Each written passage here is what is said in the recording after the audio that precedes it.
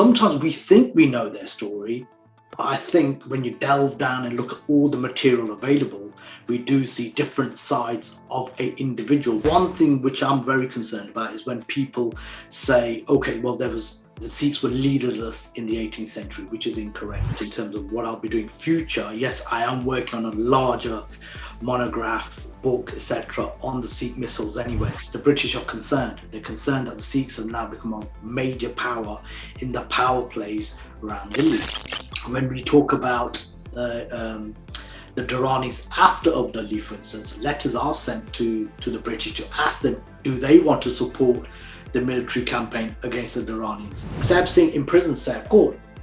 And guess who comes to her rescue? George Thomas.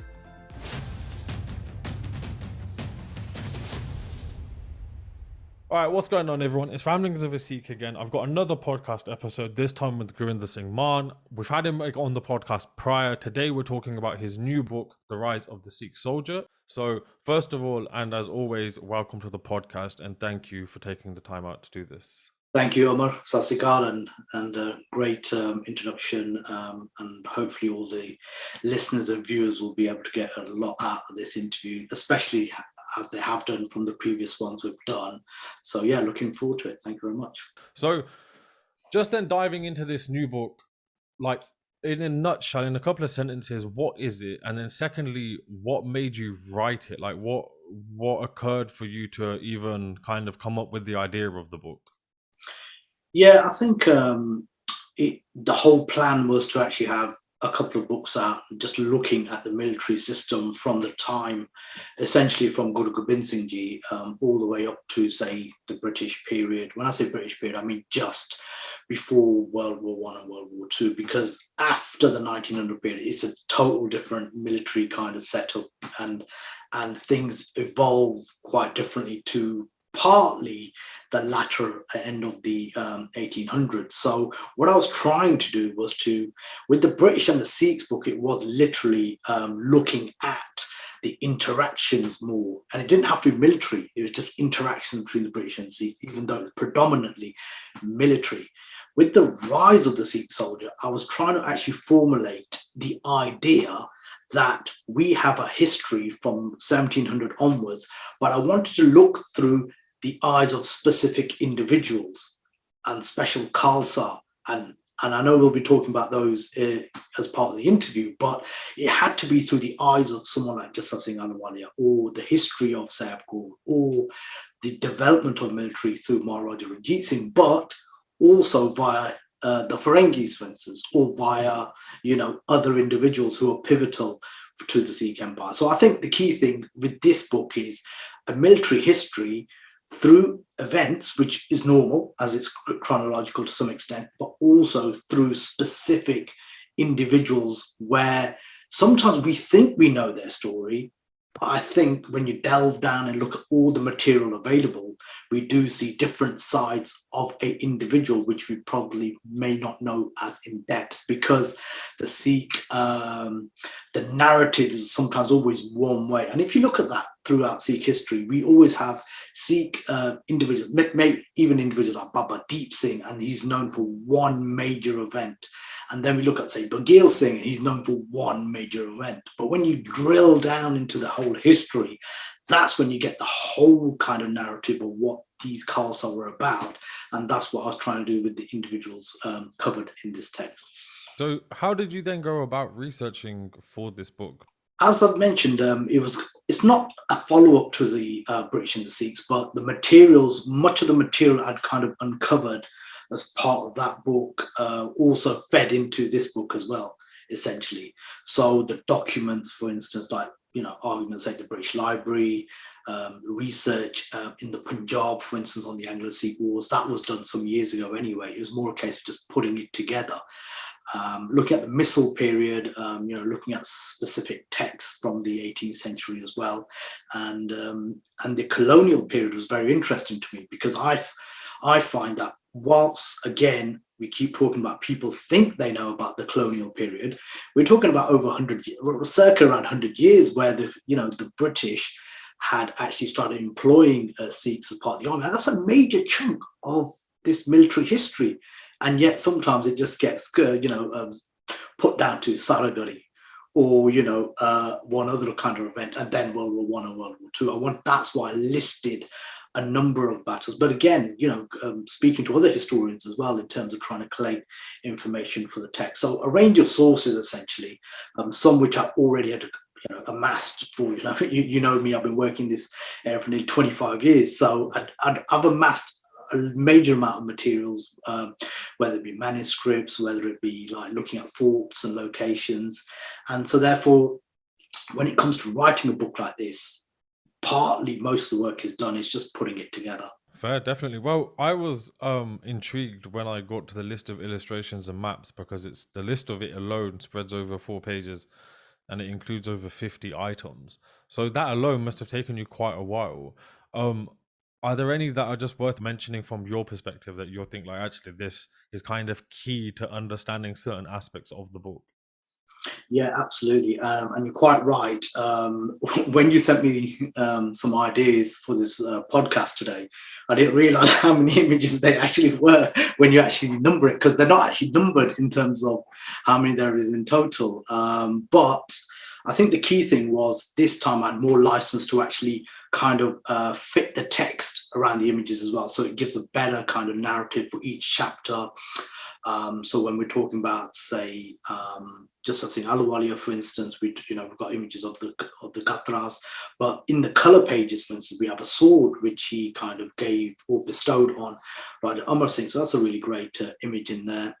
As part of the research on the Anglo-Sikh Wars, for instance, I was very, very lucky to see a Fauji Khas Nishan Sahib or flag, which is in Maidstone, for instance, never been published before. So that's actually within the book itself.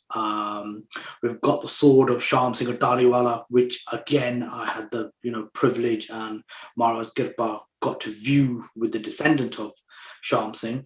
So you've got images like that. We also have other images of the Fauji Khas, for instance, and we also have the living quarters of the Ferengis of Major Court, Alad, Anagarli at Lahore as well. So all these different images are trying to detract a little bit from the existing kind of images which are normally shown in books. But also another great one is a mortar.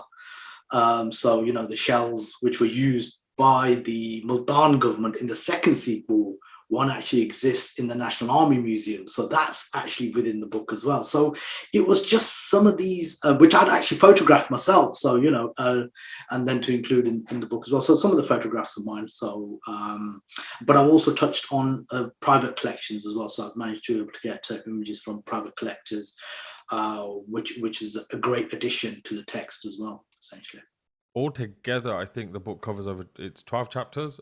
You include 5 men, 2 women, both of the Anglo-Sikh Wars, Sikhs in the British Indian Army, as well as the military system, under Maharaj Ranjit Singh, and obviously Europeans, or as in the book it goes, Ferengis of the Sikh Empire. Now, that's obviously a rather extensive list. How did you go about picking? I know you kind of alluded to it slightly when we began, but how did you go about picking who to include? Could you kind of just give us an insight into the process of how you came down to those 12 chapters? Yeah, I mean, very similar to the British and the Sikhs book, I was trying to actually kind of have those specific periods in mind. And, I've done lots of lectures since that book as well, which is kind of pigeonholing and trying to state about Sikh military history in the 18th century, Dharmi Sadi, the most important, I believe, and most underestimated and not really kind of delved into. We have the Sikh Empire period, we have the Anglo-Sikh Wars period, and then we have this colonial system as well. So they're the kind of major periods of, but what I did do is in my introduction was I actually did start from Guru Gobind Singh and the formation of the Khalsa, talk about Banda Singh Bahadur and so forth, and just kind of showed that military development. But I did that as an introduction. In terms of the individuals which are covered in the book, I just thought, as I kind of alluded to, I wanted to actually show, before we get to the Sikh Empire, we had someone called the Sukerchakia Misls. So that's why we talk about Charat Singh. So that's the development which goes to the Sikh Empire. In terms of the Mukhi or head of the Buddha Dal, it's Jassa Singh Ahluwalia. So again, he is picked for that particular reason. The inclusion of the women like Sada Kaur and Sada Kaur, they were very influential, but again, underrated and not really kind of interpreted in mainstream kind of texts. So I thought, because we're covering the Misl period, it gives a great balance to the martial tradition of the menfolk, balanced with some of the women as well, who are very, very pivotal. So looking at all these individuals, it just kind of adds to each chapter. So like you said, did I start with more, did I start with less? So Maharajah Ranjit Singh's Sikh Empire, you can write several volumes on it, but I broke it down into the military tradition. Then I had the individuals, again, Hari Singh Nalwa, Akali Phula Singh, and then the Ferengis as well. And then also Lehna Singh Majithia to some extent, because he's very, very pivotal. I'm sure you'll be asking me questions about him later as well, but they're all pivotal in their own way. I mean, you can choose any individual, but I thought these were not the most important, but I thought they were important to actually tell the story as part of this 200-year tradition, essentially. Well, I guess that brings us nicely on to then the first chapter actually in the book, which is about Jassa Singh Ahluwalia. So a lot of people, I think, will have at least heard of his name, perhaps. So just kind of starting with him, I think what is most interesting is perhaps people don't necessarily know about his earlier life and kind of how he ends up in Delhi and kind of being brought up essentially by Guru Gobind Singh Ji's wife. So how does all of that, like, could you just kind of explain what happens and how Jassa Singh Ahluwalia ends up in Delhi and everything that kind of goes around that? Yeah, I think he had this upbringing. His forefathers had always kind of been part of the Sikh military tradition anyway, including his father and other relatives as well, all connected with Nawab Kapur Singh. So that's why, as part of the introduction, I have to give homage to Nawab Kapur Singh, because I think the 18th century, like I mentioned, we always go to certain individuals. Oh, this person was the greatest Sikh, this person's greatest Sikh, we have this, and then it's one line. But Nawab Kapur Singh is the starting point, essentially. And Nawab Kapur Singh is the person who gives Jassa Singh Ahluwalia that kind of position in later life. But before we get to that point, Jassa Singh Ahluwalia is taken to Delhi, and then he's brought up under the care of the Matas of Guru Sahib. And it's only there for a number of years, but he does get the language skills there. He probably picks up the political situation in Delhi as well. And I think that was a great foundation. There's something that the Matas saw in him, if that makes sense. I don't think there was some coincidence there. There was something which they saw as him as a child, that they thought he will be someone very great in life. And in the same way, when he was in the Punjab, Nawab Kapur Singh saw something in him which made him say, he one day will become a great leader. There has to be something in it. It just cannot be coincidence for the Matas, Nawab Kapur Singh, bringing him under their wing and creating such a great leader that would lead the Khalsa for around circa 40 years, and to be the head Mukhi of the Buddha Dal as well. So even though Nawab Kapur Singh was, head, he did give that mantle as commander-in-chief to Jassa Singh earlier on, even before his passing, which shows the confidence that was given to Jassa Singh Ahluwalia. And it's a great tradition, which I think we sometimes tend to forget. And one thing which I'm very concerned about is when people say, okay, well, the Sikhs were leaderless in the 18th century, which is incorrect. Jassa Singh wasn't the head of the Buddha Dal. There were other Sikh leaders who were greater or bigger than him. That may be the case, but when it came to the initial aspect of Jassa Singh Ahluwalia, he brought everyone together to start off with.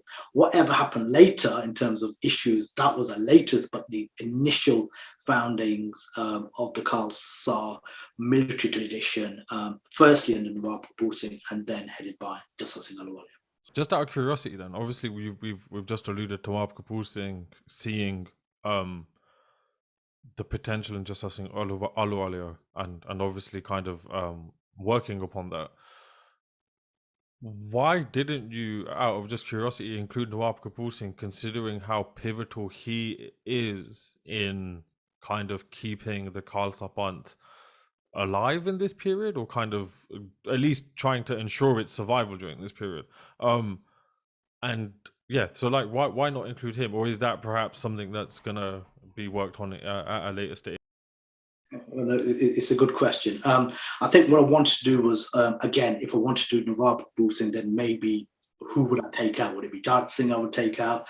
But what I wanted to do was have that passing of the mantle from Nawab Kapur Singh to Jassa Singh. I think I've adequately covered that. The actual secondary part to that, in terms of what I'll be doing future, yes, I am working on a larger monograph, book, etc., on the Sikh Misls anyway. This has been ongoing for several years. So as you can probably tell where I'm going with this book as well. So his contribution has to be known, because if you look at the Singh Misl itself, their contribution was massive, and also the forts. I mean, I've been to the forts of the Singh Misl. Badgar is fantastic. It's just amazing, even though slightly a bit later on, but it just showed the immense respect he had in the Panth, if that makes sense. That's covered in the book, but not to the extent of a full chapter. And again, it's something I'll be working on later on as well. Okay, no, that's fair. Just coming back then to Jassa Singh Ahluwalia. Obviously, most of this podcast and your book obviously is focused on the military aspect and the military side of things. But what could you say about Jassa Singh Ahluwalia's kind of reading of the political landscape and his management of it? Because I don't know too much about it, but I do know that there was a lot of conflict between him and the Ramgarhia Misl, and Jassa Singh Ramgarhia himself had a falling out or two throughout their life. That I think comes on at a later stage, but just kind of sticking with Jassa Singh Ahluwalia's reading of just what's happening at that time and how it affects the Panth and all of the other players kind of within that landscape. Like, what could you say about that? Yeah, it's a really important point and question, because the earlier period, I mean, the political landscape does change, if that makes sense. So initially, during the period of Nawab Kapur Singh and the early, so let's say 1740s to begin with, we're starting to see Nadir Shah come from, the Persian areas to attack India. So they witnessed that to begin with. And then we see this landscape changing, of Punjab governors changing as well, and we got the Afghans then moving in under Abdali as well. And then, so therefore, Jassa Singh Ahluwalia has to see the Sikhs from nearly being obliterated, saved, and then moving towards governance, if that makes sense. And he was there during those three periods, essentially. So he's navigated this successfully, even though we had this darker periods of the Shoda Gulugara, okay? And then we had the Vada Gulugara, which is essentially the two Sikh holocausts in Sikh history. And he was there at both times, and it's pivotal in terms of making sure that there wasn't further losses. And I think that's really, really important, because even through strife, even through the idea that after the second Vada Gulugara, within 2 years of that, up to about 1764, the Sikhs are still on the ascension. It's not a case that the Vada Gulugara actually obliterates the Sikhs. They do in terms of numbers, but in terms of mentality, the psyche, the Jaldi Kala is still there. And that's the fascinating period, which I think people seem to forget, is like, under all these kind of stress and all these things which are going on, it's that keeping hold of the Khalsa. The numbers doesn't matter. People always seem to think that it was always a numbers game. The Sikhs were always in their minority in terms of the numbers they had in the battlefield, but it was the tactics they had to use, whether it was the die-bar system with 2.5 strikes, for instance, or various, like, picking off the army, etc. But going back to the political landscape, it was the navigating, also to the point of when Jassa Singh Ahluwalia and the Khalsa take over Delhi as well in 1783. He's in charge of all the forces which go into Delhi, for instance. But quite rightly, what you do mention, there was dissension as well within the Misls. And the particular incident you're referring to is when Jassa Singh Ramgarhia's brother abducts Jassa Singh Ahluwalia. Okay, and he's kept hostage for for a certain time. And this was considered a national disrespect to the Khalsa. And as a result of that, the Ahluwalia Misl and the Kanai Misl push Jassa Singh Ahluwalia out of the Punjab for several years. And the key point here to understand is Jassa Singh Ahluwalia and the Buddha Dal, so the main Misls of the Khalsa were the Buddha Dal. The Darna Dal, okay, was supposed to be the younger Sikhs who would come into the Khalsa, if that makes sense. So when we talk about Nawab Kapur Singh, and then also one person that kind of alluded to is Sham Singh. Sham Singh, it was a pillar with Nawab Kapur Singh, and Sham Singh would his soldiers would become the Gurinder Singh Misl. Some people don't know that either. The Gurinder Singh Misl has that impact right from the start under Sham Singh. But what I'm trying to say is the Buddha Dal, so we talk about the main Misls of the Ahluwalia Misl, Gurinder Singh Misl, the Shahidi Misl, they were always the ones who were on the front foot. But then the youngers, if we can call it that, okay, is the Bungi Misl, the Ramgarhia Misl, and they were probably, and the people described them as hotheads, so they wanted to do things in their own way, if that makes sense. But the initial period of the Buddha Dal was very, very successful. But that's not to say that Dana Dal didn't play that. They played a massive part, but there was that little structure to begin with. And that's why I think there's a little bit of tension between some of the younger Misls in that sense, who kind of wanted more, if that makes sense. As a good example, Jassa Singh Ahluwalia's territories were very, very limited. Why was that? Because he knew by having many territories, it creates strife, it creates problems. So he kept his lands very, very simple. Other Misls like the Sukerchakia, the Bungis, Ramgarhia, they were always after territory all the time. It was always about territory for them. Gurinder Singh as well, but Gurinder Singh were clever. They stuck around the river Jamuna, and they conquered all the Delhi crown lands from Jamuna to the Ganga River. So they were avoided much tensions with the rest of the Misls. So it was also finding areas where you didn't have that kind of intermissilary rivalry, if we can call it that. But Jassa Singh actually had that respect as head of the Khalsa Panth. But sometimes, there was this disrespect which was created, and as a result of that, there was this intermissile rivalry taking place as well with some of the Misls.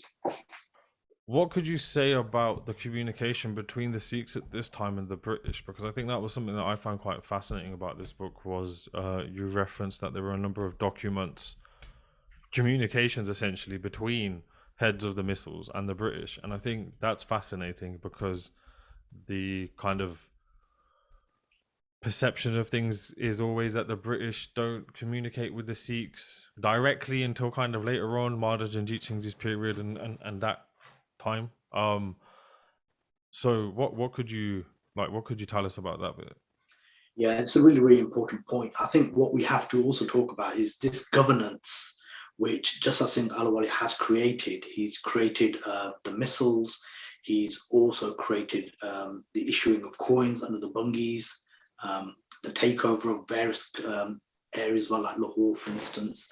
And then what we find is that when we get to the takeover of Delhi, at that particular point, the British are concerned. They're concerned that the Sikhs have now become a major power in the power plays around Delhi. So we have the Mughals, we have the Rohillas, we have the Rajputs, we have the Marathas, we have the East India Company. And what used to happen was each of these groups used to have an envoy in Delhi itself. They used to actually have envoys who would sign treaties and communicate letters, and this was all in Delhi. So therefore, if the East India Company is part of this melting point, it just stands to reason that they would want to understand and try and have dialogue with the Khalsa. So these letters which I'm referring to, and which I will be discussing and elaborating on my Misl book, is that they're trying to find out whether Khalsa are friendly or foe to the British. And in the letters, they're essentially just saying, the Sikhs are saying, we've got no enmity towards you. And the British are saying, we've got no enmity towards you, but you've got to be careful because you're attacking places like Awadh, which is kind of under British ownership. And Baghel Singh had attacked it many years earlier, from 1764 onwards. The Sikhs had just ransacked all of the crown lands from Jamna to Ganga, like I've just mentioned earlier. But it was this kind of area they wanted to kind of get involved, and they didn't want to actually see an alliance between the British and the Marathas, for instance. They didn't want to see an alliance between the Sikhs and the Mughals, for instance. So that anytime something like this happened, they were always trying to get involved. But if the Sikhs wanted the British help, for instance, or wanted to know their intentions, the British were very coy in terms of saying, look, we're just here, we're just here. There was never this kind of commitment. So as an example, later on, when we talk about the Duranis after Abdali, for instance, letters are sent to the British to ask them, do they want to support the military campaign against the Duranis? And again, they're non-committal because they don't want to get involved. I think the key point is they would only get involved if any party had actually crossed over into British territory. So I think that's the key thing about these letters. I mean, I cover it a little bit more in depth in the British and Sikhs books as well, because I refer to these letters, and one's been translated in that book, which is the one from Jassa Singh Ahluwalia, for instance. So I think it's a really, really important part of British-Sikh relations, which start earlier than we think. People traditionally, like you said, think about it from the Ranjit Singh period, but it's been going on from, well, at least the latter half of the 18th century. I think that's the important point. Out of those communications then between the British, besides their kind of being requests and denials for military assistance, is there anything else of interest? Because I just think the whole idea of them being in communication is something that makes sense, and you could have assumed it prior to you bringing out the book. But I think seeing kind of it in black and white makes a big difference. But is there anything else kind of in those communications that is actually of kind of some importance or interest? There's nothing in terms of like direct information about what's happening in the Punjab or what's happening in the East India Company. These are all political letters, in the sense asking about friendship, asking about what your intentions are as a military power. And then also the key thing is the number of letters. Like I said, all the Sikh chiefs sent them, Gurinder Singh, Jassa Singh Ahluwalia, Lehna Singh of the Bungis, the Patiala, the Raja. And so what we're seeing is that it's almost like the Sikhs are almost kind of also showing that we're all individual military leaders as well. But unfortunately, that gets lost with Shah Alam, for instance, or the Mughal emperor, because he sometimes wonders, well, who is the real leader? Even though we've alluded to Jassa Singh Ahluwalia, because as you know, the Sikh chiefs, everyone's a king. Yes, everyone's a military leader, so they all had that power. But that was a great thing. You came together in the 18th century as part of a Gurmat, as part of the Sarbat Khalsa, and then you created a Gurmata, and then the Sikhs were able to kind of formulate strategies, for instance. But when it came to a free for all like this, that's why we have a large number, because everyone was trying to say what their intentions are with the British. So it's more political rather than actual factual in terms of army numbers or what we're going to do, etc. So it's more about everyone vying to see what other groups' position is. But I think more importantly, from these letters, it's clear the British do not want the Sikhs actually making any power alliance with the Mughals, with Afghans, with the Marathas, or anybody else, because then they know that as a group, they'll be far more superior when it came to the time if the British were to take over Delhi, which they do. Yeah. Okay. Just before we move on to Charat Singh, and I think this is something that kind of connects Jassa Singh Ahluwalia and Charat Singh, which is that the Misl period for a lot of people is quite interesting, because at the same time that you have these recognized heads of Misls or kind of these powerful individuals, you also have a system of governance which recognizes everybody, and almost flattens this hierarchy of there being like a greater individual or whatever. But like, what could you say about this time period and how the Sikh community is working? Because I think on one hand we always hear of there being all of these kind of misildars from Jassa Singh Ahluwalia, Jassa Singh Ramgarhia, like the list goes on and on and on. Baba Deep Singh Ji is part of the Misls as well, and I think that's something again that we may gloss over. Like, how like, I guess what I'm actually asking is, this period is also full of history of these Misls fighting one another, and then all of a sudden they're also fighting common enemies. And for someone who doesn't know any better, you would assume it's simply a case of the enemy of my enemy is my friend. But that's not really the situation here, because the Misls aren't necessarily enemies, quote, like, just like, they're not just enemies from the get-go. There are kind of human intricacies which create some of these confrontations, or just the fact that people want to take control of someone else's land. But what could you say just about how this period works within the community in terms of just how we're organized and how we're taking care of the collective interest, but also our kind of slightly closer interest as well? Yes, it's a really good question. Maybe we should allude to it at the start. I think what we find is that when the missile system is starting, the word missile means several things. It could mean a like, it could mean a battalion, but technically, from what we understand, it's a file. And what that meant was, if you wanted to create a band of soldiers, you would report to the Akal, you would list the number of soldiers you had, and then this would be a file which was kept at the Akal. And that's what the word missile actually means. We don't have great or major source of evidence for it, because obviously during the wars, the attacks of Abdali and Harmandir Sahib and the Galdar being attacked over numerous period of time, nothing has come down in evidence from that. But it's assumed that this was the structure where the missile, when being created, had to report to Jassa Singh Ahluwalia with the number of followers they had, and at each at Diwali and Dussehra and various other times, the Khalsa used to come together and then they used to discuss matters. So that was the kind of organizational thing.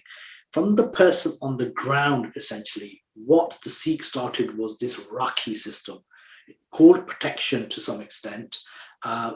Just a quick question on the rakhi system, because I think, again, I like in your book you speak about it briefly, and I've never quite, and this is, I'm hoping, like, obviously with your research you'll be able to help me here, which is, it almost sounds like a, and like, don't get me wrong here, but it almost sounds like a mafia-esque style racketeering, which is, here I am with all of my big shiny weapons, you're gonna pay me to protect you, because if you don't pay me, then I'm just gonna bust your shop up, or whatever the case, like, as in a modern situation.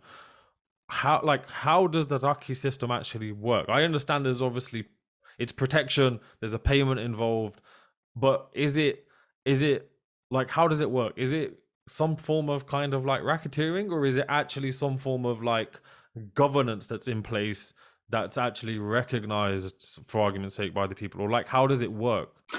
It's a bit of both, and I can explain how it's a bit of both as well. The word Rakhi, Raka is protection, but that's where the term comes from. Let's talk about Punjab specifically first. So the idea was that the Mughals are ruling these areas of the Punjab. The Afghans are coming in as well. So the Sikhs are saying, okay, well, we will protect your areas. So as the Sikhs are getting bigger, we will protect your areas for a payment. That makes sense, because the farmers, they want a livelihood. They want to keep their crops, performing, and they want to have their harvests, for instance. And the key thing is, this was an established system, or became an established system in the Punjab, where each area would give that specific amount of money for protection. To begin with, it was always that friendly kind of thing, because they needed it. They didn't want the Afghans coming in and destroying their crop. They didn't want the Mughals coming in for protection. So therefore, it was literally protection against the Afghan and the Mughals. So this is in the Punjab. However, when the Khalsa, primarily under Baghel Singh, okay, and all the Khalsa who were based at the River Jamuna, when they crossed into most of the territories which were non-Sikh, if we can call it that, don't get me wrong, in the Punjab there were Muslims as well, predominantly non-Sikh, in the Ganga, Jamuna, Doab, it then turned slightly in terms of, yes, we do want to actually, it's more a case of a forceful way of actually getting money from Oh, okay. But there's a caveat to that as well, because if you look at Bagheera Singh and you look at the Khalsa, which are going towards Delhi and all those areas around it, it's a massive area of land we're talking about here. So the Sikhs are saying to the common person, well, we'll protect you from the Mughals, we'll protect you from the Rohillas, we'll protect you from them. So it's harder there actually to protect people, because people, again, were usurping lands. But the interesting thing is the Khalsa would go minimum, let's get to minimum twice a year to collect their rakhi from the Jamuna to the Ganga, all these different areas. And this is under the noses of the Mughals. This is under the nose of the Marathas. And we get to 1785, and even earlier, where Shah Alam's saying, look, I will formally recognize these areas where you're getting rakhi from. Even the Marathas will say, we will formally recognize. So they knew they were doing it, but what the Marathas didn't want was that Sikhs just going all over, which they were. They wanted to formalize it, the Khalsa didn't. They even created a treaty in 1785 between the Sikhs and the Marathas, which was done by duress. Two Sikh Khalsa were captured by the Marathas and then forced to sign a treaty, and then it was retracted. So it just shows you how much they wanted to formalize it. I mean, to some extent, they was formalized because Jagirs were given by Shah Alam to certain Sikh Misl leaders as well. But we're talking small ones here, not major ones. They were given. So there's a mixture of things going on here. But quite rightly, the environment dictated which way it actually went. But yeah, you've got to take it into the context of what the Khalsa was at that particular time. Let me give you another example. In 1783, whilst we say the idea politically might have been to take over Delhi and, get the Gurdwara built and the actual money or the octroi taxes done at that particular time, there was another reason why the Khalsa crossed over, because there was famine in the Punjab as well. So 1782 onwards, it's famine. So they need produce, they need animals. So they go over and they do plunder, and it is plunder as well. We've got to be very careful when we do use these words, but at the same time, it's true as well. No, definitely. Just then, before moving on and actually diving into Charat Singh, I think there's just a quote from Qazi Nur Muhammad's Jangnama about Ahluwalia and Ramgarhia, which is always very interesting to read. So from the other side, these dogs, obviously he's referring to the Sikhs, were also coming along with a well-organized armed force. Their leader, Jassa Singh Ahluwalia, although he calls him Jassa Kalal, because that's reference to his occupation or his caste background. Yeah. So their leader, Jassa Singh Ahluwalia, was moving like a huge mountain. Along with him was another Jassa Tokka, who admits those dogs look like a lion in a rage. And again, Jassa Singh Tokka is Jassa Singh Ramgarhia, again referring to their caste background. So just then moving into Charat Singh Sukerchakia, obviously he is the ancestor of Maharaja Ranjit Singh, and that's quite obvious. That's pretty obviously his claim to fame, so to speak. But in a nutshell, who is he? Why is he important? And what are his dealings early on with the other Misls that ensures that that like the Sukerchakia Misl is able to become what it becomes? And that's why I wanted to include Charat Singh within the text, because then we can try and have, it's not an exact trajectory from Charat Singh all the way to Ranjit Singh, but what I want to do was to put or position their Misl in the context of the Sikh Empire, if we can call it that. And we look at Charat Singh, and again, his forefathers are part of the Khalsa as well. And then the branches of Sukerchakia Misl, the Misl is spread into the Sandawalias, and they're all Sandawalias in essence, but the branches separate out slightly. So what Charat Singh does, he's slightly younger than some of the Misl leaders, and he picks up a lot of knowledge. Remember, he's Danadal, okay? So he's part of the Danadal forces. In the Battle of Sarhind in the 1760s, the Danadal don't get much territory. So the key areas they're, going all the way up to the Atak, for instance, and these are all Afghan areas. These are the strongest areas. And the key Misls who are vying for that political power is the Bungis. Okay, so they're the majority shareholders of all those territories. Charat Singh works under both the Bungis and the Kanayas as well. And he actually, bit by bit, rises to that point where he's, amassing all these territories as well. Gujranwala being the kind of the capital, which is actually formulated by Charat Singh, which everyone recognizes, and the association with to Ranjit Singh as well. So he's not only just acquiring territories, he's learning from the older Misldars, which is really, really important. And what he's also doing is every time, that's not just Charat Singh, but it's Maha Singh as well, his son, Ranjit Singh. What they're doing is every time the Bungis are falling off, or one of their leaders is dying, they're able to capture those areas, if that makes sense. So they're almost like picking off the Bungis' hard work, if you can call it that. And I don't want to make this sound trivial or show that it wasn't important for what the Sukerchakia Misl did, but they were clever. Because at the end of the day, if a Misl leader dies, someone from the Mughal government could have taken that area, someone from another part, but the Sikhs tried to maintain that they still held on to the territories which were already captured. And I think that was the great statesmanship of both Charat Singh and his son Maha Singh, because they were able to get these territories bit by bit to a point where it was almost like, because you've got to remember that the older Misl leaders, whether it be Jassa Singh Jassa Singh Ahluwalia had passed away in 1783. So we've got Jassa Singh Ramgarhia around. We've got some of the Bungi Misl leaders. We've got the Dalawala Misl, who's really old now as well. We have Bagil Singh. So when we get to the Sikh Empire period, Ranjit Singh, the youngest, who's aided by people like Sada Kaur, are in a right place at the right time, based on the hard work which has been done by his forefathers.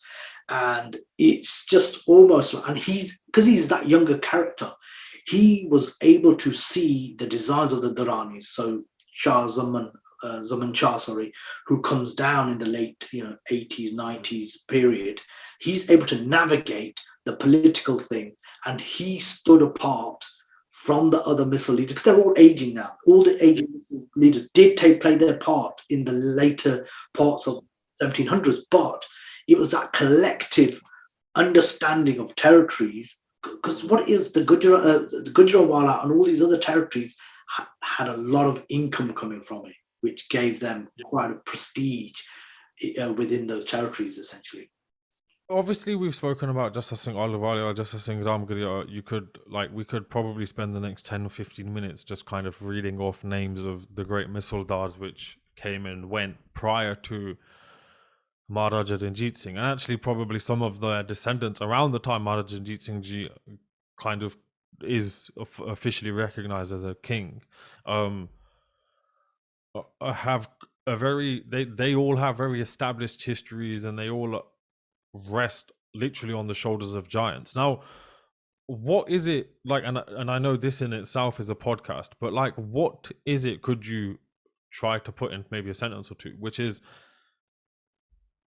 I know a lot of these big figures aren't around at the point Maharaja Ranjit Singh Ji is there. Like just saying, Ahluwalia obviously has passed away, and so many others. But what is it that makes it different for the Sukerchakia Misl? And why do they end up being the Misl that becomes the kingdom rather than any of the others? Because I've always felt like, I know it's one of those things like right place, right time and all the rest of it, but like the Ahluwalia Misl obviously turns into the Kapurthala state. That itself is it's quite a small territory, and everyone is kind of aware of how they ensure their survival throughout kind of even just the British period. But like that didn't necessarily have to happen like that, if that makes sense. So like, what is it about the Sukerchakias that makes it kind of almost inevitable that they end up where they are? And again, I know that's a massive topic in its own, but like, as in, I think you can appreciate where I'm trying to get to with that. The key thing, as part of the answers I've already given, is Sada Kaur as well. So Sada Kaur from the Kanaya Misl marries her daughter to Maharaja Ranjit Singh. So she becomes a guiding figure for the Sukerchakia Misl as well. So there's a Kanaya, Sukerchakia, not confederacy as such, but the support is there, and they're guiding Ranjit Singh to become the leader, if that makes sense. So we've got the territorial thing, which has been going on from the forefathers of Ranjit Singh. We've got this connection now with the Kanayas, which is helping Ranjit Singh to get to that position. And I talk about Sada Kaur in a chapter of its own, in terms of she was the ladder in which Maharaja Ranjit Singh was able to achieve that position he did. Whether he could have done it without her support, it seems highly improbable. So that's another pivotal factor to the others I've kind of mentioned. So I think there's a number of things, but I think the fact that he was able to stand up to the Duranis at such a young age, I think that made it look in front of all the Misldars, aged ones or not, that this person had actually kind of done something. Yes, absolutely, especially because it was Lahore as well. And I think just within those couple of years, the ascendancy was there. He was young, but he was able to command and able to see and be led by important people. And I think that's what gave him that particular kind of pedestal from where the Sikh Empire would actually start. Okay, no, I wouldn't disagree. I just thought it would be interesting to find out a little bit more. So, just moving on to the next individual then. Well, it's not necessarily chronological in terms of the chapters of the book, but in terms of the ones that I thought would be interesting. So Lehna Singh Majithia, I think, is most famously known for the sundial that, if you've ever been to Harmandir Sahib, as you walk down I guess it's the causeway between the actual inner Darbar Sahib and the Parkarma, on your left-hand side, I believe, there is a golden sundial, which Lehna Singh Majithia installed there, and I find it fascinating it's still there, considering everything else that is historical has been whitewashed and replaced with marble, and it looks like a bathroom. However, I don't want to find out anything necessarily about that. The bit that really intrigued me was, in your book, you'd mentioned that he was the inventor of a number of military inventions, and that's something that I found absolutely fascinating, because it's something that isn't known necessarily. Well, I definitely didn't know it, and I think even just the idea that within Punjab, within the Sikh community, you've got individuals, and it's not that they wouldn't exist. It's just that because we're not aware of them, you don't necessarily know it could or has happened. Which is, you've got these individuals essentially at the forefront of technology for their time. So it's almost like talking about the Mark Zuckerberg of the Sikh community almost. So, like, just tell me more about that, because I'd love to find out more. Yeah, you talked about why I'd chosen certain individuals for this book, and Lehna Singh Majithia had been fascinating me for a number of years in terms of his presence. The Majithia family were very strong within the Sikh Empire, from his father, Jassa Singh Majithia, as well. And they were always prominent. So under Lehna Singh, growing up, he was very, very fascinated from, like we just mentioned, from an innovation point of view. He was trained really much from, the areas of Benares. He got to learn about instruments. He learned about technology innovation, which I'll just allude to in a second. But that fascination, any person who met him all said he was a scientific mind. Look at the British accounts, which I've put in the book.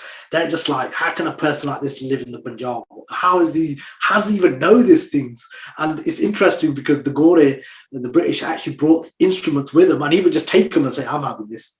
And then he would then find out and ask questions. Even the Christian ministers that were there were asking, about religious questions. He was interested in the scientific innovations. So when we talk about the military aspects in terms of innovations, we sometimes refer to the Europeans as being the kind of the inventors and the individuals of change, and they are to some extent.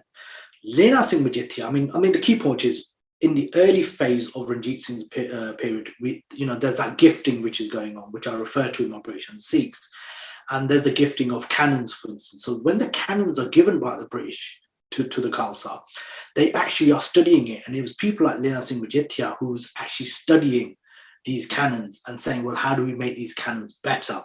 So then there's the setting up of these foundries in Lahore, for instance, and various other places.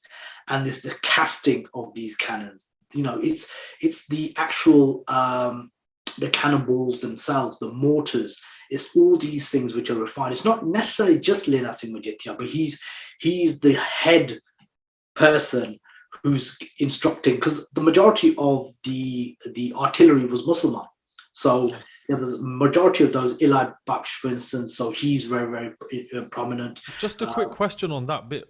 Is there a particular reason why the artillery were predominantly Muslim, or was it just the fact that most of the Sikh army had always preferred using a horse? Like, is it literally just preference rather than some type of prejudice? Because I think when you read it on face value, especially from a modern understanding, you're kind of like, why is there this segregation almost? Obviously, it's not to say that these lines were like solid, like not just to say, not, it's more to say like 90% or 95% of the artillery were Muslim, is perhaps a better way. But why is there this kind of split? Is it literally just a preference, or is there more behind it? Okay, so in the 18th century, primarily everything's cavalry. The Khalsa, Ghoraswar, as we call it, you know what I mean? You've got a matchlock, you've got your Talwar, Khanda, whatever, and various other weapons, and you've got Ghora, and that's it. The artillery side was never developed for the Sikhs. It just wasn't there, and that's why they were at a disadvantage when they faced Abdali, for instance, who brought in artillery. On the other side as well, and we talk about Sada Kaur, when she's fighting against George Thomas got artillery. Everyone's scared of George Thomas because he's got artillery. And the Sikhs never developed a massive artillery component until the time of Maharaja Ranjit Singh.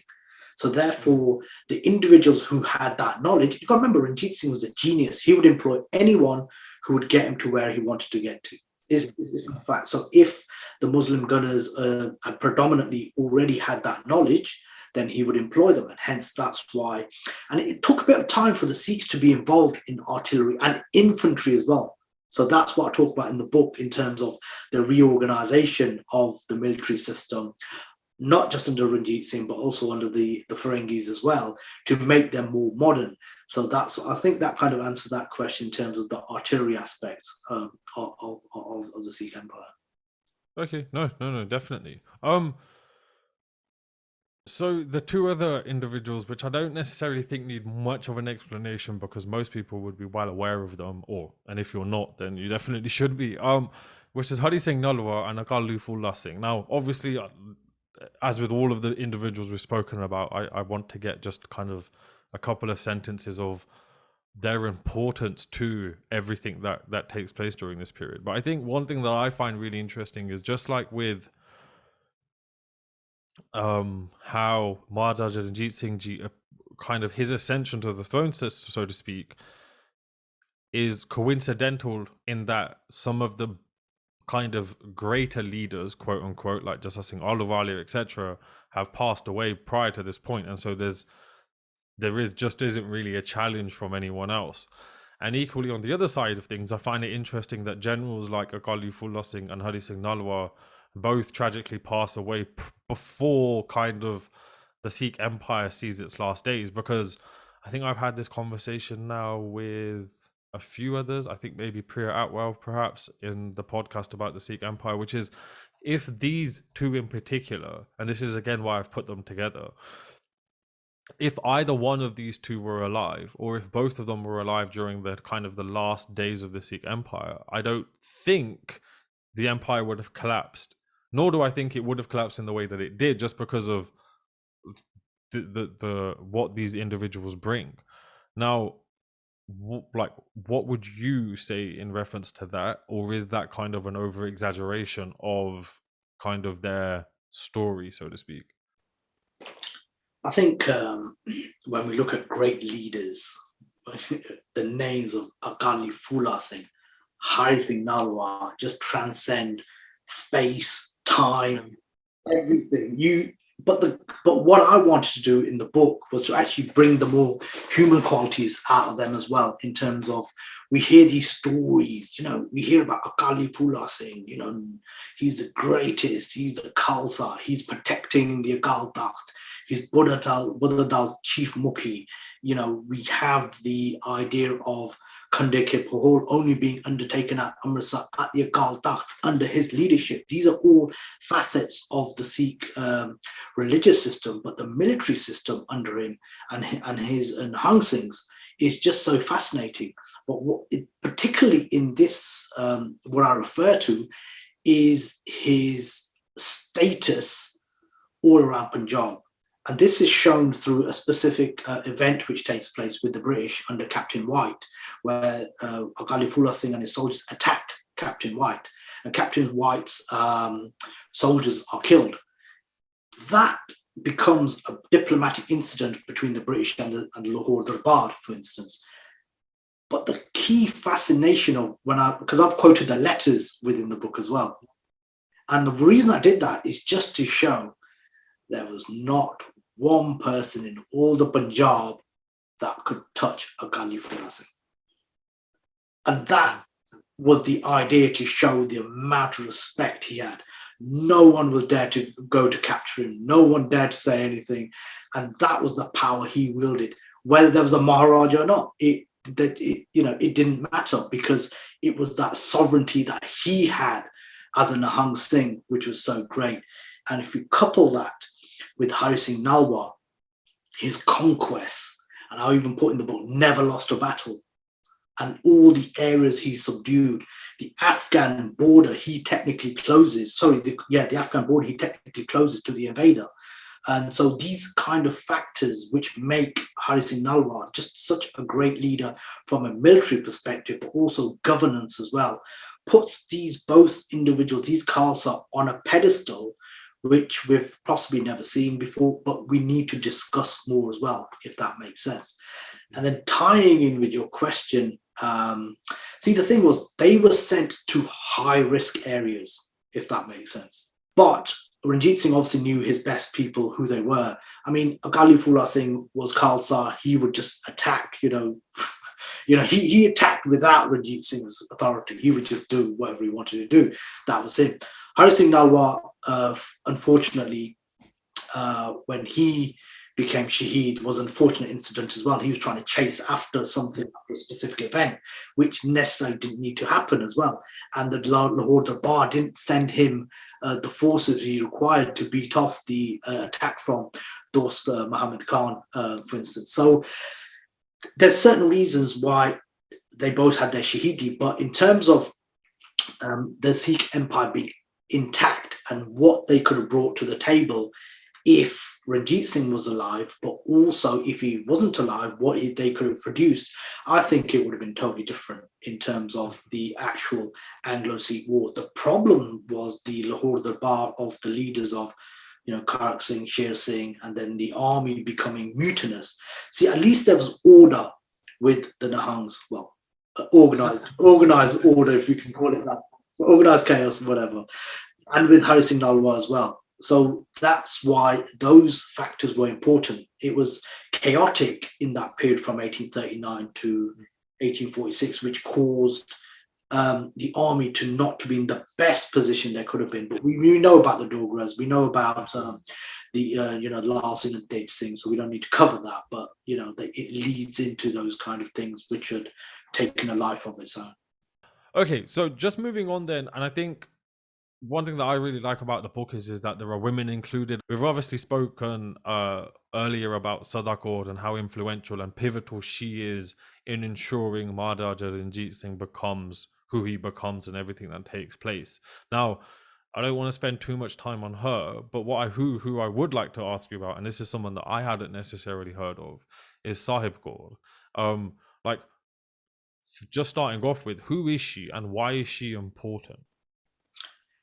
I think what we find in Sikh history is during the 18th century again, is that the leadership of women is very pivotal and it has been neglected. And if we look at the Misl leaders and we look at their wives, we find that they played an important part in their establishing their territories.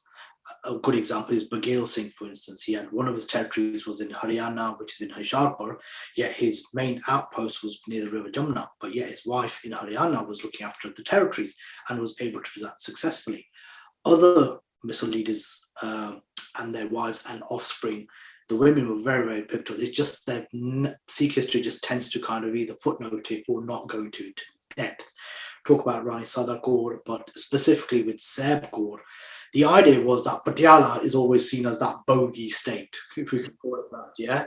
But however, if we look at various sources, it actually shows that the women of Patiala were very, very strong. We're talking about Rajinder Kaur, we're talking about Sada Kaur, and we're talking about Ars Kaur as well. So these specific individuals all had power, which maybe some of the territories around them, probably they weren't as fundamental. The reason for choosing Sada Kaur was she was actually brought in to become the prime minister of Patiala, okay, so by her brother, Sada Singh. And Sada Singh was a minor at that time-ish, if you can call it that, is very young. So therefore, he needed her help. She was married in the Kanaya Misl already. And so she actually describes her, well, we see in Sikh history that she even helps her husband when he's being attacked at an early age. So she brings the Patiala forces to help him out. She then also has the battles with the Marathas as well. And it's the interesting thing I find is, okay, she's young. She is a military leader as well as the prime minister, but she has to come to that position because no one else is doing anything. Her brother Sada Singh is very, well, we don't care. We don't care what's happening. Because Jind was being attacked by the Marathas. So what happens is she gets on her horse, literally. She gets the support of Misl leaders as well. Other Misl leaders, Daliwale Misl, Gloria Singh Misl, really interesting, good links with Sada Kaur and Bagale Singh as well. Most people don't know that. So Bagale Singh came to the aid of Patiala several times. So Sada Kaur attacks, fends off the Marathas, which is very, very interesting because we're talking about them coming from all the way from the Delhi side up to Patiala, or Jind, should I say, and then they're successful with the help of other Misl leaders. So that sets her to become really, really powerful from the military point of view. Her brother Sada Singh is jealous, and he wants to kind of put her in a little position. So the next major incursion is by someone called George Thomas. And technically, you could write a whole book on George Thomas himself. He's a fascinating character.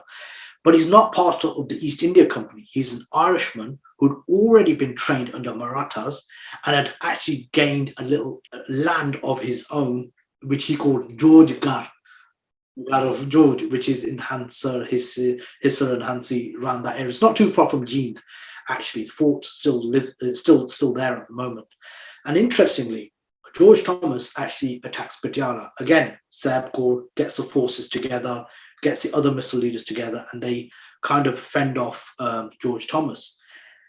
What happens later is the relationship between Sada Singh and Sada Kaur is dwindling. And Sada Kaur actually imprisons Sada Singh imprisons Sada Kaur. And guess who comes to her rescue? George Thomas. The person she'd been fighting comes to her rescue, and then they create a peace treaty. So this kind of political machinations which take place, I found fascinating, not just from the female position of which he held in terms of prime ministership, the militaries, but also the linking with George Thomas, for instance. And the chapter really brings about this idea of why have these kind of stories never been told before? Why are they not in the mainstream, or why are they footnotes, for instance? So that's why I really wanted to pay homage to Sada Kaur in terms of what she had achieved in those many years, but linking it in with the historical things which are taking place as well. So she wasn't just an individual of her own. She had this backing. You can't get the Daliwale Misl, Gloria Singh Misl, all these individuals were willing to help her. So I get this point, her, because she called them, not Sada Singh. She called them. And I think that's the beauty of what I refer to in this book of a female military leader being, able to make change. And I think that's the key thing. It's the changes which take place in the political landscape, and I think that's what I was trying to allude to in the book. We've obviously spoken about some of the individuals. They've included men and women. Spoken about people like Jassa Singh Ahluwalia, Jassa Singh Ahluwalia just by default. We've spoken about Charat Singh Sukerchakia, Lehna Singh Majithia, and then obviously honorary mentions to Hari Singh Nalwa and Akali Phula Singh. Perhaps not going into the detail that we could. And again, I think a lot of these individuals almost require a podcast in their own right, just to understand them and their history. But I think, and I've left this to last as well, because I think the system in itself is something that is obviously important to have a look at and how that works. So within the book, there's two chapters that you've got. One is military system under Ranjit Singh, and the other one is then Europeans or Farangis of the Sikh Empire. Now, I was contemplating separating them out, but actually I think they're both kind of, they're almost like two sides of the same coin. So not getting too bogged down in the nitty gritty detail, but like, what are some of the key ingredients or characteristics of Maharaja Ranjit Singh's military system, and how, or and do they, and if they do, how do they then evolve with the influence of Ferengis and Europeans that are coming in, and being employed by Maharaja Ranjit Singh? Yeah, I mean, this is the key question, because you don't get everything in isolation, if that makes sense. So when Maharaja Ranjit Singh is actually coming up, remember, you've still got the missile system still technically in place. He's not overthrown the missile system. He takes over Lahore, takes over Amritsar. And then, like I mentioned, some of the missile leaders had started passing away at this time. But what he does do, he begins his conquest by actually subduing some of the missile leaders, or being in friendship with them to begin with, if that makes sense. And then obviously the marriage system as well. But from a military point of view, remember, we're still cavalry, as we discussed already. So it's predominantly cavalry. He's beginning to bring some artillery in. He's looking at infantry. Infantry isn't working, if that makes sense. No one wants to. It's called the ballet's fool, basically. That's what it was referred to as, being a member of the infantry. So therefore, whilst he's got support of what we call the Jagirdar Forge, okay, so these are some of the missile leaders, or the ones who've got great lands. What happens is they will furnish soldiers to the Sikh Empire, and then they would be then given an allowance or given money. That's what we call the Jagirdar system. So what happens is he's already got that. He's evolving his military. The Europeans, in a sense, what they bring to the table, on top of the innovations which I've already mentioned about Lehna Singh Majithia, is the artillery is being improved on. So we've got the Musliman who are now becoming a core part of the actual forces. The Europeans, what they do is they create a structure, essentially. What they're doing is they've improved on what Ranjit Singh's already got.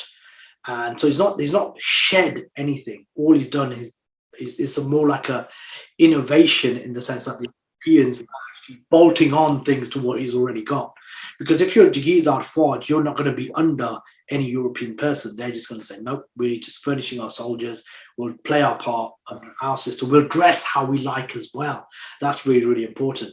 What the Europeans were doing was trying to bring a bit of order by having the same kind of attire, bringing in some of the European innovation, like the French, for instance, General Allard, Ventura, Court, Abu Dhabi. They're the four individuals who I kind of cover. They all had their different ways of how they actually impacted militarily. I mean, the key thing is to improve on the artillery, which we've kind of discussed, to bring in more infantry. So therefore, to be a complete kind of military unit, you needed a combination of all three. And that's what the Europeans essentially did, in a nutshell. But if we're talking about the other units, if we're talking about, say, the Nahangs, for instance, they were also employed within specific, because they're the irregular forces, if we can call it that. And then we have this great system they created called the Fauji caste as well. In this military system, then, who are the crack troops? Like, who are the elite troops that you'd send in to get, like, you'd send them in on, like, the highest mission possible? Who are they? How are they trained? Kind of, what are they used for? and how does that work within the military system of Maharaja Ranjit Singh? Yeah, some of it's we've already discussed. We talked about the Nihangs already, and so therefore they're a kind of unit which themselves, as an irregular unit, would normally sometimes go first in battle. They might even go there first to kind of do the surveillance, for instance, and then if they decided to go their own way, they would do their own way as well. So there was one part of it. I just referred to as the Fauj-e-Khas. So this was this elite unit which was created by the Europeans under Allard and Ventura predominantly. And they were actually sophisticated in that they had a complete unit with them. So they would have the artillery, cavalry, and infantry all available at that particular time. So therefore, if anything important ever needed doing, I mean, apart from sending Hari Singh Nalwa, apart from sending Akali Phula Singh, they would send these Europeans in or their units in to do the job that no one else could do. So that's why it was very good that the structure worked independently, but also worked together as well. And I thought that was the fascinating aspect of Ranjit Singh's leadership, to keep all these separate groups together, if that makes sense, because they were so varied as well. So a training under General Allard would look like nothing under the training under Akali Phula Singh, and would look nothing under the leadership of another general, if that makes sense. So for them to come together using these different systems, I think was the beauty of Ranjit Singh's Sikh Empire. No, definitely. We've got through the questions that I had pinned down, and actually I think there were a couple that some of the community had sent in. So let me just double check what they were. So there were a couple of questions that got sent in. One was one is an interesting question, and I think you've probably just alluded to it in terms of how the training of, say, the Nihangs would be separate from the training of some of the European generals. But one of the members of the community wanted to know, how would things like Shastra video have been incorporated into the training of troops within Maharaja Ranjit Singh's military system? I'm assuming from what we've just spoken about, those who would be training under the Nihangs would learn it, and those who were training within, say, the European forces would perhaps not. But again, please feel free to enlighten me on this one. I think there's got to be a slight separation here. Shastra Vidya was predominantly undertaken by the Nihangs or the Shahidi, and even during the Misl period as well. That's not to say any hand-to-hand combat would not have taken place with the other units as well, but quite rightly, they would have been done separately. I'll be honest, I'm not sure exactly how that was done under the European generals, if that makes sense, because for them, it was more of, rather than actually attacking, it was more them being defensive as well. So you've got an artillery unit, you've got an infantry unit, you've got a cavalry unit, which, like I said, leads to a complete battle formation. But when it came, say, for instance, in the Anglo-Sikh wars, we see the product of all these taking place. The Nihangs, the Fauj-e-Khas, all the Gujaras, all these different units. When it came to hand combat, they were superior than the British, because they could pull out a weapon, they could pull out this weapon, they could pull out that weapon. Yeah, and you've got a lot of anecdotes when it comes to this hand-to-hand combat. So how it was done, I'm not so entirely sure. We don't see many anecdotes of that, but it was obviously done as witnessed within the Anglo-Sikh wars. Okay. The second question then was, did the Sikhs invade and take over Afghanistan? If not, why not? And if so, how much of it? Okay. I've written a couple of articles on this on my blog, and also the sikhmuseum.org.uk website as well. Because the key kind of thing when I was growing up was that Hari Singh Nalwa subdued all of Afghanistan. These are the kind of things that I grew up listening to. Most people did as well. You know, he conquered Afghanistan. He did this, he did that. I've always said one thing, that we do not have to exaggerate what the Khalsa have done. It's simple. What they did, they did. We do not need to exaggerate. We have factual information which tells you their military prowess, their governance, and so forth. So when it comes to Afghanistan, we get Hari Singh Nalwa commanding areas of Jamrud, Peshawar, up to the Attock. And then there's this dividing border of the river, and then you've got Afghanistan. So the Khalsa are up to the borders, or we say the break between modern day Pakistan and Afghanistan. And in the final battle of Hari Singh Nalwa, he obviously passes away. He does fight with the Afghans, and Maharaja Ranjit Singh's main thing is to now take revenge on the death of Hari Singh Ahluwalia, because he's such a great leader. He felt it personally himself. He felt it with the Akali Phula Singh as well, but he felt it personally with Hari Singh. And he wants to attack Afghanistan, but the British are stopping him. This is 1839, early 1839, before he passes away. So in terms of him wanting to actually, attack, in fact, better pause it there. I might have got my dates wrong there. Can't remember which date. If Hari Singh Nalwa passed away in 1832, let's hold tight on this one.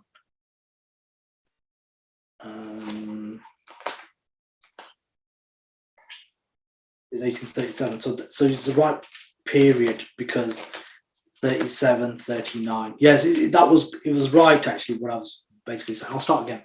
Okay, so after the passing of Hari Singh Nalwa, we then have this kind of void in which Maharaja Ranjit Singh wants to take revenge on the Afghans, for instance.